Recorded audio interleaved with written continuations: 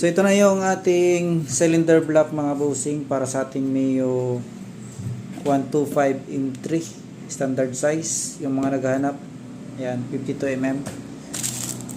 Ayan, bulkhead mga bossing. So ito yung kanyang piston mga boss. Ayan, sobrang smooth na siya. Konting break in na lang to. So ito naman yung kanyang piston, casting piston, hierarchy ring, pin at saka lock pin. So bulkhead na siya mga boss. At tingnan nyo naman yung cylinder block natin kung gaano kakapal yung kanyang liner. Sobrang kapal yan mga bossing.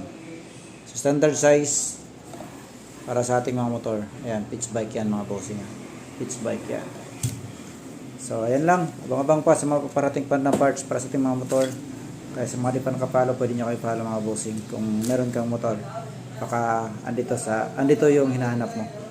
So sa mga interesado nito, nasa comments